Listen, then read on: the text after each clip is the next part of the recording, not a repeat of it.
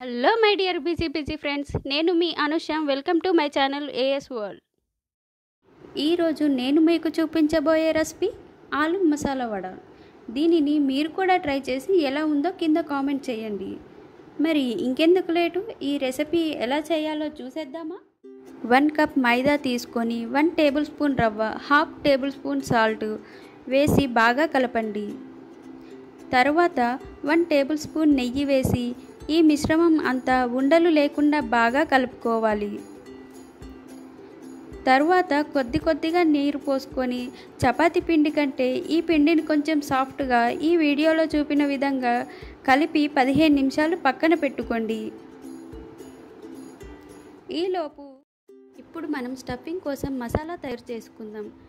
ఒక ప్యాన్ తీసుకొని 2 టేబుల్ స్పూన్ల ఆయిల్ వేసి ఆయిల్ బాగా వేడెక్కిన తర్వాత 1/2 టేబుల్ స్పూన్ జీరా, 1/2 టేబుల్ స్పూన్ ఆవాలు వేసుకొని వేయించుకోండి. సన్నగా తరిగిన ఉల్లిపాయ మరియు సన్నగా తరిగిన పచ్చిమిర్చి కూడా వేసుకొని బాగా వేయించుకోండి. ఉల్లిపాయలు బాగా కలర్ వచ్చేంత వరకు వేయించుకోవాలి. ఉల్లిపాయలు త్వరగా వేగాలంటే రుచికి పడ సాల్ట్ని ఇప్పుడే యాడ్ చేసుకోండి. యాడ్ చేసుకున్న మిశ్రమాన్ని బాగా కలపండి. దీంతో పాటు సన్నగా తరిగిన కరివేపాకు రెమ్మలు కూడా వేయండి. ఇది కూడా వేగిన తర్వాత కొంచెం పసుపు, రుచికి సరిపడా కారం వేసి ఈ మిశ్రమాన్ని బాగా కలపండి. తర్వాత మెత్తగా ఉడికించిన బంగాళాదుంప మిశ్రమాన్ని దీంట్లో వేయండి. ఇది అంతా కలిసేలా బాగా కలపండి. చివరలో కొంచెం గరం మసాలా వేసి దీనిని ఒక ప్లేట్లోకి తీసి పెట్టుకోండి.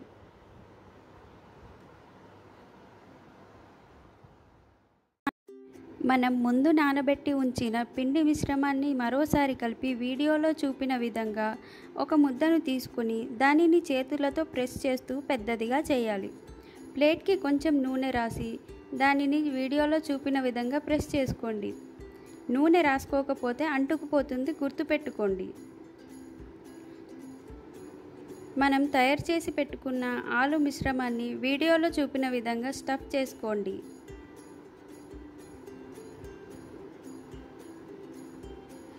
అంచులను కలుపుతూ వెళ్ళండి. వీలైనంత వరకు రౌండ్గా చేయడానికి ట్రై చేయండి.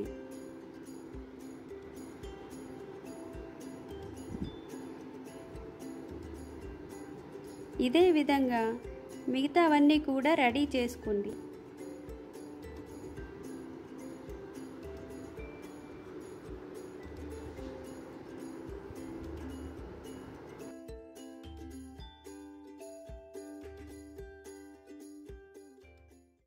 తరువాత డీప్ ఫ్రైకి సరిపడా ఆయిల్ తీసుకొని ఆయిల్ బాగా వేడెక్కిన తర్వాత ఈ స్టఫింగ్ వడలను దాంట్లో వేయండి.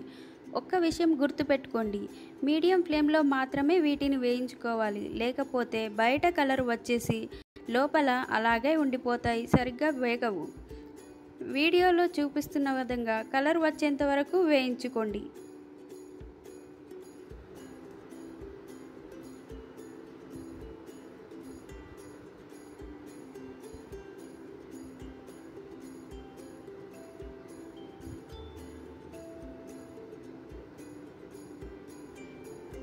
మిగతా వాటిని కూడా ఇలాగే వేయించుకోండి. చూశారు కదా ఫ్రెండ్స్, ఎంత బాగున్నాయో. చూస్తేనే నోరు ఊరిపోతుంది. లోపల కూడా బాగా వేగిపోయాయి. దీనిని ఏదైనా సాస్తో సర్వ్ చేసుకుంటే అదిరిపోతుంది. ఇది ఫ్రెండ్స్ ఈరోజటి వీడియో. ఈ వీడియో కనుక మీకు నచ్చినట్లయితే లైక్ చేయండి, షేర్ చేయండి, సబ్స్క్రైబ్ చేయడం మాత్రం మర్చిపోకండి.